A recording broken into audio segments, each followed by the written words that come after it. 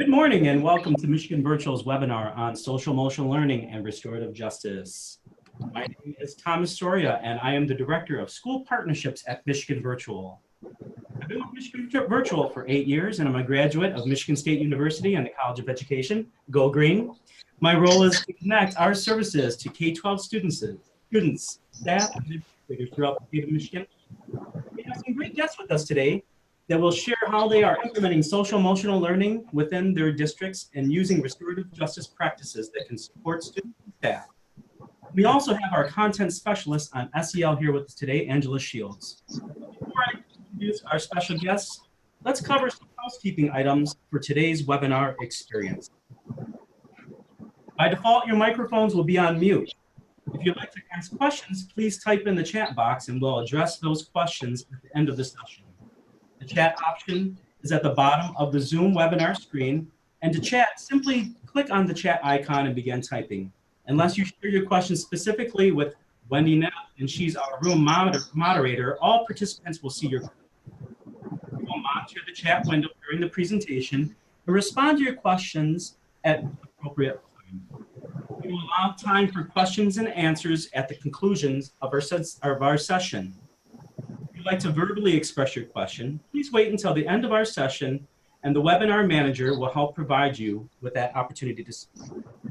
This meeting is being recorded and it will be shared out with you to share with other stakeholders from your schools and districts. Well, before we get started, Michigan Virtual was established in 1998 as a nonprofit 501c3 organization. Our mission is advancing K-12 digital learning and teaching through research, practice, and partnership. We work in partnership with Michigan schools and districts, ISDs, and the Department of Education and various educational organizations to collaborate and positively affect change in education.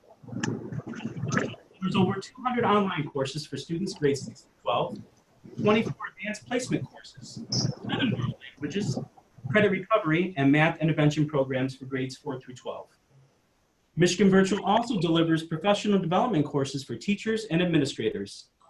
Delivered through our professional learning portal, we have over 300 PD courses, many come with credits, and we just launched, in partnership with the Michigan Department of Education, a suite of SEL courses with titles such as Introduction to SEL, Integrating SEL into Culturally Responsive Classrooms, Trauma-Informed Support, Creating a Professional Culture Based on SEL, and Embedded SEL School-Wide. We're talking about 32 total sketch credits available at no cost through our professional learning portal. Check out our website and you'll be able to find these PD options. With that, let's move on to our topic for today, social emotional learning and restorative justice practice. As mentioned earlier, we partner with schools, districts, and educational organizations to deliver courses and content for students and educators. But recently, we created a new partnership based on the feedback we gathered, sorry, I lost my spot here, from our school partners and stakeholders during our last 3 years. Michigan administrators, counselors, and teachers spoke to us and shared a need for character development and behavior and intervention systems to tackle some of the toughest topics facing our children's lives. Unfortunately, we don't have to look far to find stories of bullying, underage vaping, sexting, and in some cases, suicide. How do we help students, parents, and our staff with these challenging topics? In the summer of 2018, Michigan Virtual formed a new partnership with Evolution Labs, a leader in social emotional learning and restorative justice content, to deliver Suite 360, a K-12 online software. The 4 programs utilize web, mobile apps, and mobile messaging to help students, staff, and parents navigate a range of issues such as substance abuse, stress management, and mental health. By August, Michigan Virtual began having SEL conversations with school administrators and staff. Now we have connected with dozens of schools, districts, and ISD leaders and implemented this program with 7 Michigan districts. Michigan Virtual identified Angela Shields to be our subject matter expert for these programs, and she has joined us today to share some features about this software towards the end of our session. Good morning, Angela. Good morning, everyone. Glad to be here. Thank you for joining us. Today, we're going to hear from two districts that are tackling some of these tough topics and learn what they are doing to support social-emotional learning and implementing restorative justice practice. One district is just launching the Sweet 360 program, while the other has been using it since the start of the school year. I have with us Mr. Chris Arrington. Mr. Arrington is currently the superintendent of Marion Public Schools and the principal of Marion Elementary School. Marion Public Schools is a small rural district in northern Michigan and is located between Cadillac and Harrison. I've had the pleasure of visiting the district and meeting the school board and community. And although there are less than 500 students district-wide, they struggle with many of the same issues we hear about in large or urban districts. This is Mr. Arrington's 18th year in education. He spent 3 years as a high school social studies teacher, 2 as an assistant high school principal, 7 as a middle school principal, 2 as an elementary principal, 3 years serving as a school improvement consultant for the state, and 1 year as a director of instructional services. This is his 3rd year as a superintendent. Wow, Chris, you have a great wealth of knowledge. Thank you for joining us today. Thank you. Next, we have Ms. Megan Mertz. Ms. Mertz is joining us from Port Huron Public Schools, where she serves as a behavior interventionist and coach at Port Huron High School and Harrison Center. Harrison Center is the Alternative Education and Adult Education Center. Ms. Mertz has been an educator for 22 years and currently responsible for leading PBIS implementation, coaching for all staff on PBIS, restorative practices, and handling challenging behavior in the classroom, and providing intervention for Tier 3 students. Ms. Mertz has her bachelor's degree in education, master's degree in learning and behavior disorders, and she is currently working on her doctorate in educational leadership with a focus on behavior health. Ms. Mertz shared these 3 quotes as her passion to work in this space. We repeat what we don't repair. It is not about what we think students deserve. It's about what they need. And connect before you correct. Good morning and welcome, Megan. Good morning. I'm glad to be here. Thank you. Let's get started with Megan and ask her, what are you currently doing now to improve school culture? Well, our district is unique in the fact that we've been launching the My Blissy, the PPSC grant for about 4 years now. So we are currently implementing PBIS in different kind of levels around our district. The school that I work in has had PBIS for about 3 years now. So we're all the way into what we call the Tier 3, where we're supporting Tier 3 students. But the big focus of our district is to really take and help teachers with that mind shift that in order to reach today's kids, we're going to have to understand them. So we've really been trying to take PBIS to a new level so that we can improve the culture for everyone in the building. You know, kids, custodians, administrators, parents, everyone. And it's been working in a lot of our schools. Excellent, excellent. Um, And Chris, do you have anything to add about, what you're currently doing now as a new superintendent in Marion? Sure. We're not as developed. I was fortunate enough to join the district in August of 2018. And the things that we need to focus on are parent engagement. Number one, that is a huge deficit area for our district. And then also, we really don't have a social, emotional, or any semblance of a restorative practices system in place or any tiered level, as Megan was kind enough to elaborate on. So those are deficit areas for us. So when we learned about 360, a panel of teacher stakeholders and board members and community members, it really got our group's attention, and we're really looking forward to implementing this because it's a huge need for our kids and our community as well. Thank you. Chris, sticking with you and as a district administrator, what topics are difficult for teachers and staff? What are you finding that are, to have these conversations with students? Well, I think you might have mentioned a good handful of those in your introduction. With that being said, we've learned maybe that the 5th grade is the new 7th grade. Behaviors that you would have saw 5 or 10 years ago out of 7th grade students, you often see at the 4th or 5th grade level now. And that's a slippery slope, as we all know, because the kids are even less able to process that information or those interactions appropriately. So that problem's even, tenfold. So everything from sexting to cyberbullying, a general lack of digital citizenship is probably how I would label it. Those are probably the key areas, and many of those center around social media. And although that's not the only platform it takes place, it does seem to be the catalyst for many of those behaviors. So again, social media can be heroic, and it can be a very negative force on our kids. So we feel like we need to get with the times and utilize a program like 360 in a positive manner and embrace the students' love or need or just growing up in this time. Their go-to is technology. So we need to put positive forces in their hands, and we also need to be part of that. So we're very, very hopeful that this program is going to help us achieve that gap. And I shared, before our guest joined us today, we're talking about 2 different districts, very different in size, but many of the topics are the same. And recently, and Marion, Mr. Arrington, your school board made a commitment to invest into this program. Why is social emotional learning and restorative justice practices so important for students right now, specific to your district? And if you can give some examples, and then we'll hear what's happening in Port Huron and see if we hear some similarities, because we feel like these are common themes throughout the state. Well, I agree, Thomas.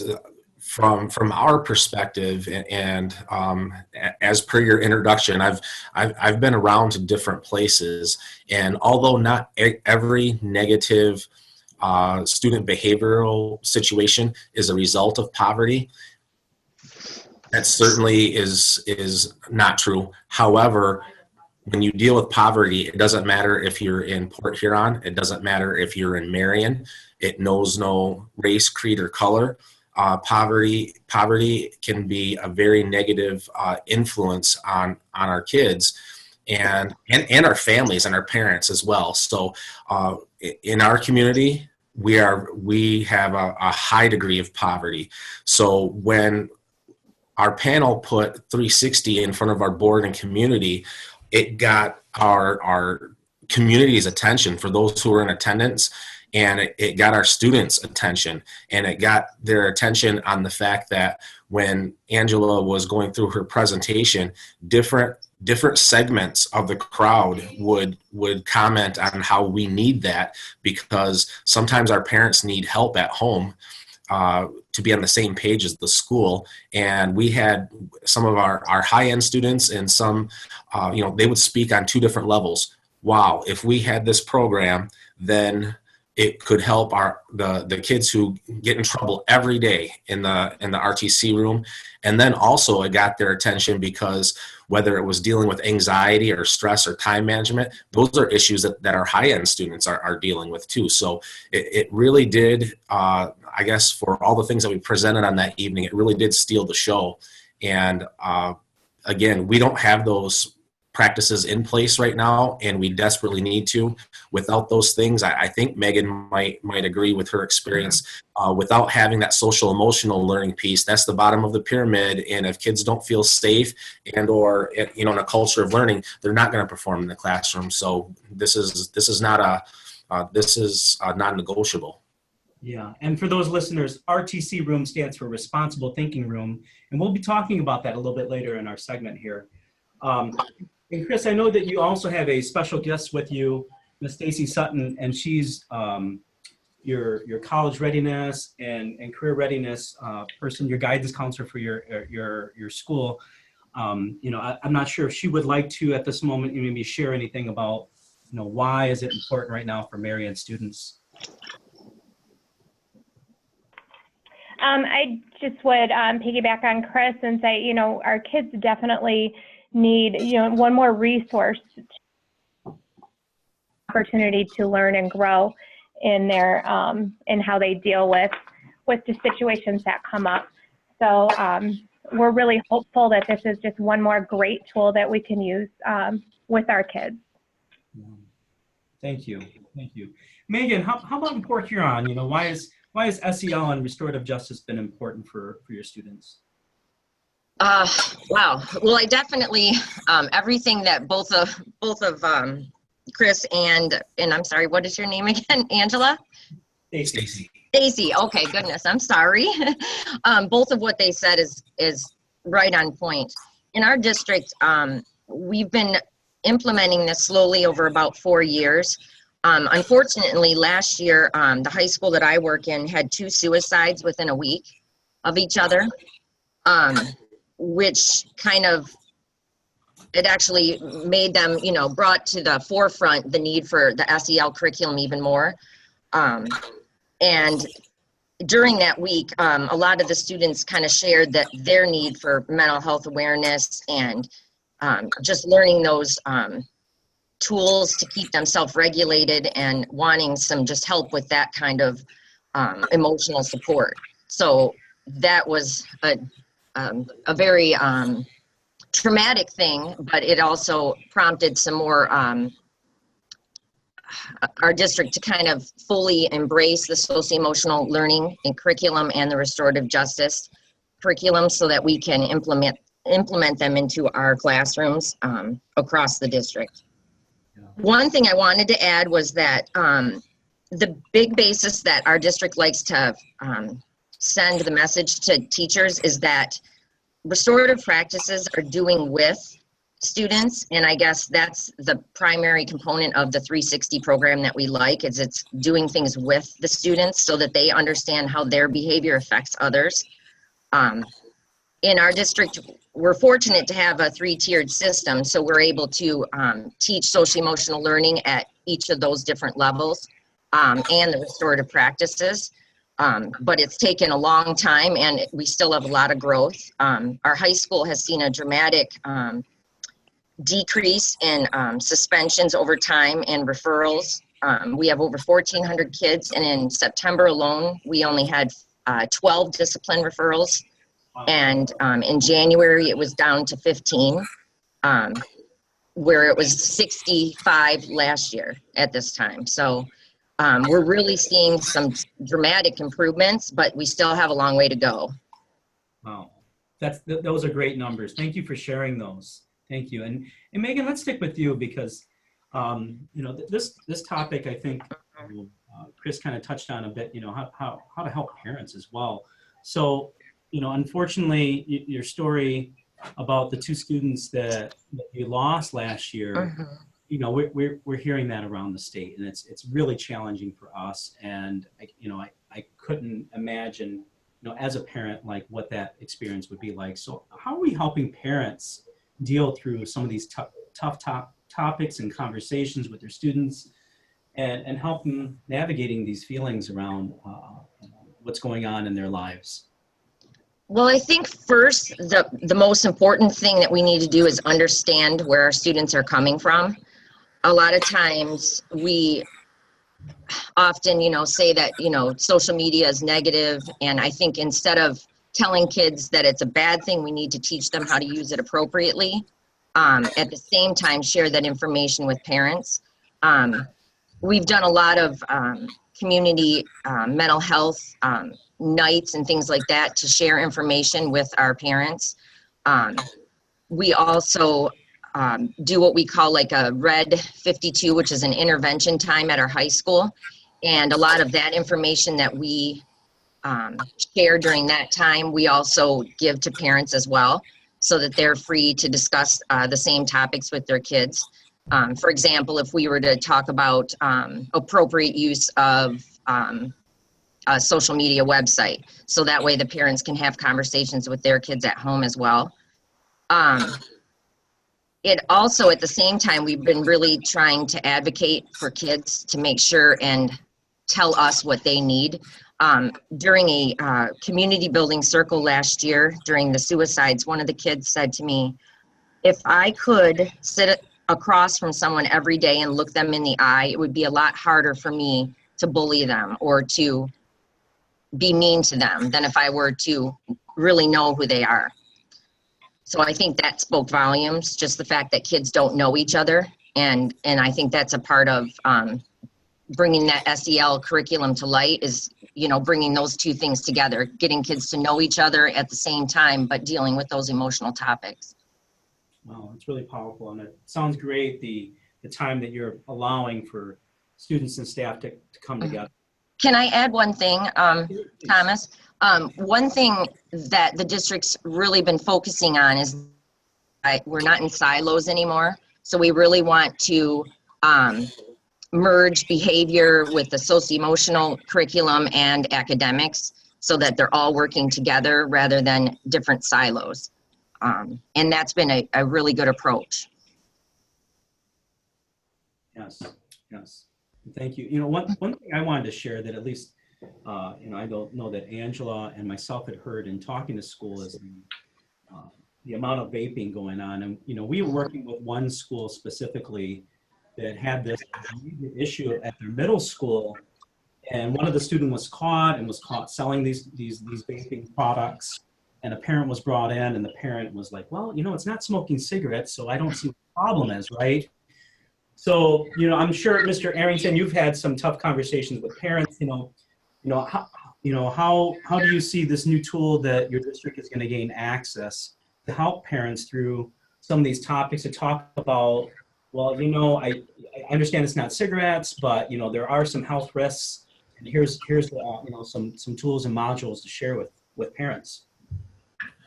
Well, Thomas, I think, you know, I'll try to answer that, you know, instead of with the vaping scenario, because that's very real and we struggle with that greatly here.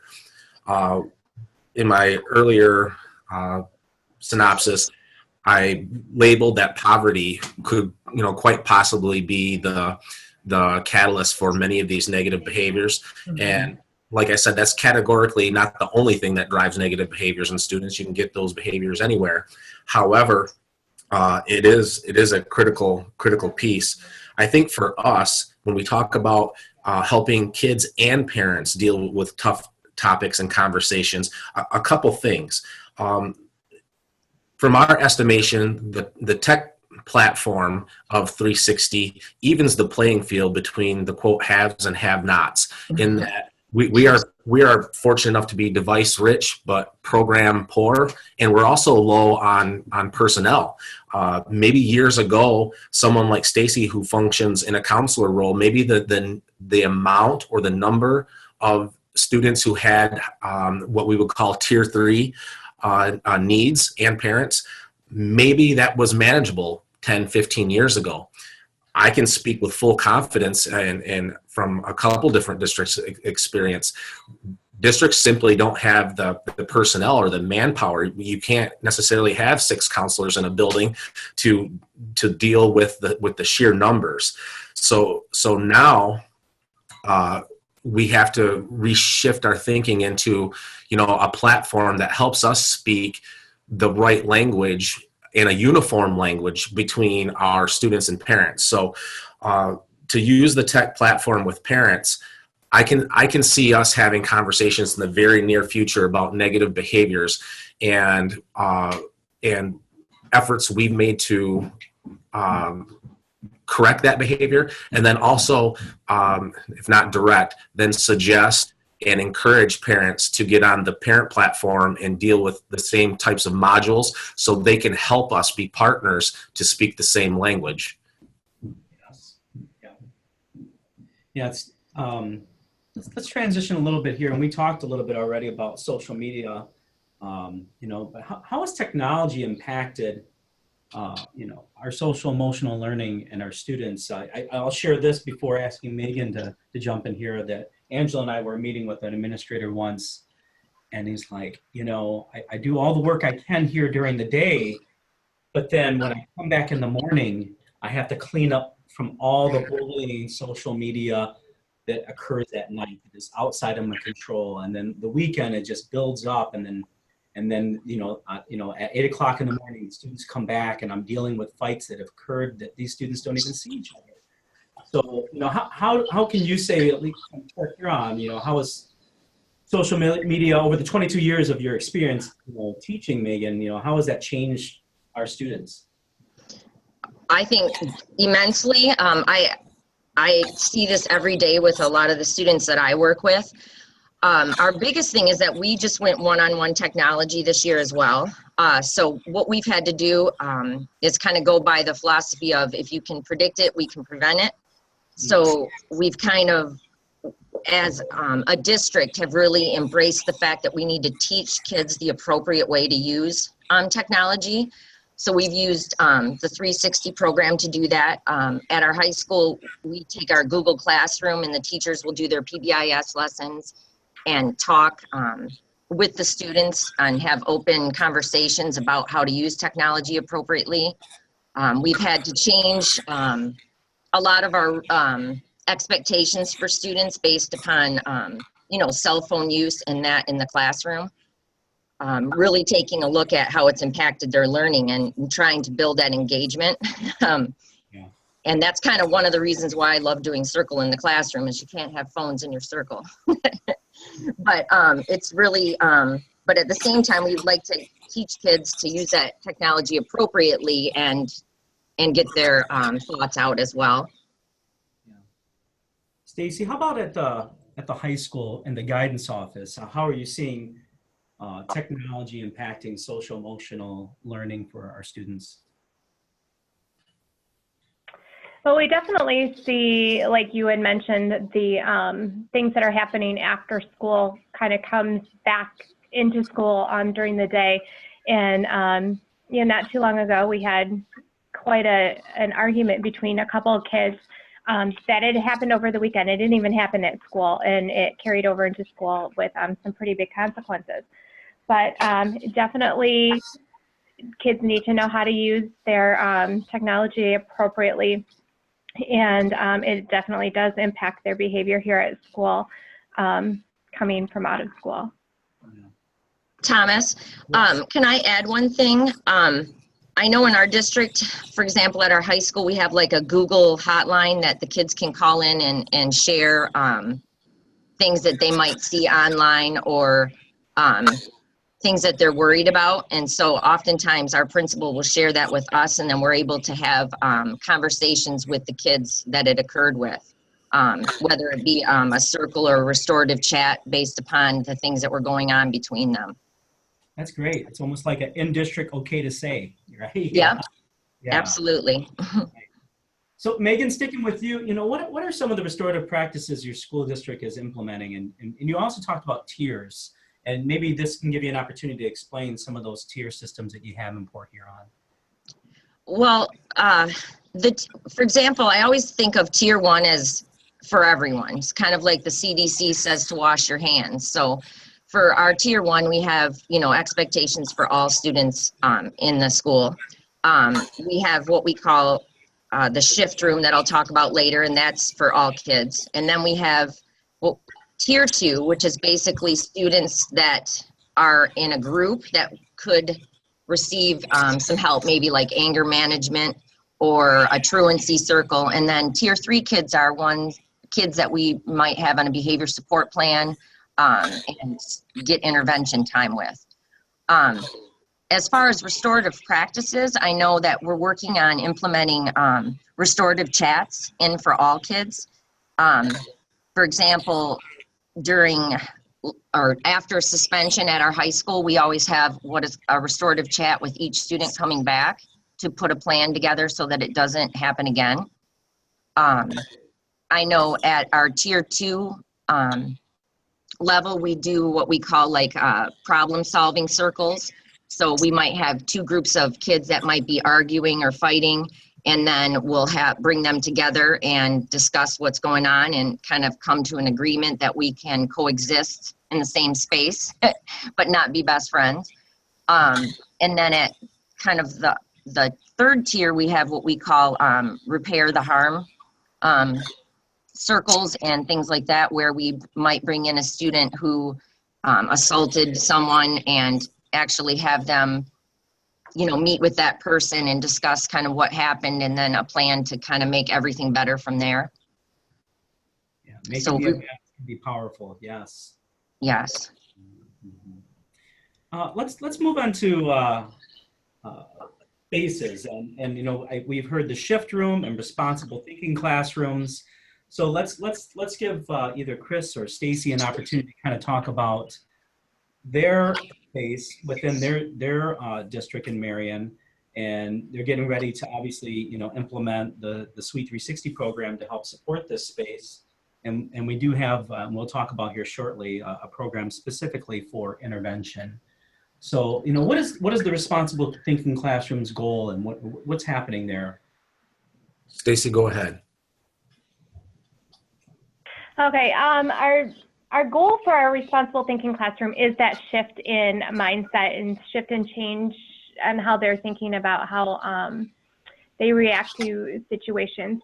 Primarily, our responsible thinking classroom is for misbehavior in the classroom, not following the rules or disrupting learning of other students. So trying to come up with a plan to behave in a different way or make different choices regarding their behavior. So that's primarily what we use it for. The peer-to-peer we handle differently with a different rubric, so that isn't really handled through the RTC room. Yeah, and the shift room, I really like this way that you explain it, Megan. Go ahead. Well, the shift room, we started this year as a place for kids to shift their thinking. So what we do is we use this as an intervention before referral. So during staff meetings and PD, I worked with teachers to help them to recognize when students should go shift their thinking before it gets to the point where it's a problem in the classroom, so that they can teach and actually not have disruptions constantly throughout the day. So they might tell a student that they need to shift their thinking, or a student can actually say they want to go to the shift room. And in the shift room, they come up with a plan, and the point of the room is actually to get the student back to class as soon as possible. So we actually keep track of data as far as the kids that come down and what they're there for, to make sure that we're decreasing the amount of time that they're using the shift room. For example, we have students who in September started using the shift room for 22 minutes during an hour, and now they're down to 7. So they're actually learning when to stop that behavior and then kind of make a plan and then come back into class and keep on working. Sounds great. And just to be clear, these are not Port Huron or Marion students on the screen right now. So I just want to. No. So, but yeah, definitely a different way of having students take a bit of a timeout. So, so this is our last question for our guest, and then we'll have Angela join us here to share a little bit about the Suite 360 program. What supports do you have for teachers and counselors around social emotional learning and restorative justice? So Megan, you mentioned you're a coach, a PBIS coach. What are you doing to help out these teachers and counselors? Well, our district has actually embraced behavior in that they've hired, 7 behavior interventionists and coaches so that we can try to help deliver PD throughout the district, along with curriculum coaches, data coaches, technology coaches, so that we can all kind of send that same message, whether it be about social emotional learning or restorative practices. And we're all speaking that same language. So what we're able to do is kind of tailor PD to the building through the behavior coaches and other coaches, so that you can get exactly what a building needs. And then oftentimes the district will provide myself with training, and that way I could build capacity that way and train the staff. It's great. It's great. So a lot of staff meetings, PD, after school trainings. They've been very good about providing us with lots and lots of training that we can give to teachers. Mm-hmm. And Chris, obviously Marion Public Schools has made an investment within this program. and this is something, as you mentioned, you're just getting started. How does the staff feel about having access to these new programs and content to support their classrooms and support the guidance office? Well, so far, Thomas, I've received nothing but positive feedback from our staff. And with that being said, if I were to try to answer the question on the slide honestly, and I mean this respectfully for tiny little Marion, what supports do we have in place for teachers and counselors? Respectfully, none. We have none in place, and we don't have the capacity to hire coaches. I sure wish that we could. But we simply don't. So again, it's that personnel versus the numbers of students and parents who need our help, and we really are understaffed to do so. And there's really not any hope in sight to fix that in the near future. So for us, when I spoke with my elementary staff on the very first day of my arrival here, they basically were begging me for a character education program for our students, something that was unified, that teachers could speak the same language for our kids. We had nothing in place, and hopefully we use the 360 program in a proactive fashion so we can tackle different modules per week, and that way at the different grade levels, kids will be indoctrinated into a very similar language, and then we can also market that to our parents as well. And so again, to answer the question, we don't have anything in place, and that's why this is such a dire need for us. Yeah. Well, I would really like to thank both of you for, excellent answers and this dialogue. Chris, Stacy, and Megan, we appreciate you joining us. We do have a question though, and this is to our panelists, and questions coming from Julie. Is anyone using mindfulness in the classroom as part of the SEL and restorative justice practice efforts? And I'll let anybody pick that up. I can speak to that. I know that a lot of our coaches are working on different aspects of that, of teaching students how to self-regulate. So I know that that's something that many of us have been looking into as far as teaching kids, to kind of be aware of their thinking. But I wanted to add to that, anything that we could share with Marion School, your school district, we're totally willing to do that, because that's how we can help other people too, is by sharing all the information that we have too. So we appreciate that, and that's really our purpose here at Michigan Virtual, and having this opportunity not only to share the program that we offer, but share great work that a new superintendent is making investments into his community, into his school district, and then what the great work that you guys are doing in Port Huron. Julie, thank you for that question. And we're looking for any other questions. We don't see any at this time. And if we see another one pop up, we'll answer that question. But I'd now like to shift over to Angela Shields. And Angela has been with Michigan Virtual for 3 years, and she supports schools and districts interested in learning more about our social-emotional learning software and programs. Angela is our subject matter expert on the Suite 360 program and works directly with the implementation team. The 4 Suite 360 programs are available separately or bundled together based on your district's needs. Angela, can you tell us some more information about these programs? Absolutely, and thank you so much, Tomas and Chris and Megan and Stacy for your time today. Everyone, what's so exciting about these programs is I love that Julie just asked that question about mindfulness, because there are topics within the Suite 360 program to be able to assist with that. So mindfulness, meditation, anxiety, self-regulation, being able to deal with testing anxiety to suicide to depression. And what the programs really offer is a way to have specific content that's going to be tailored to each school's needs, each building's needs, and also integrated within the curriculum. So such as when Megan mentioned in terms of PBIS, this content can be flowed into any way that a school wants to use it.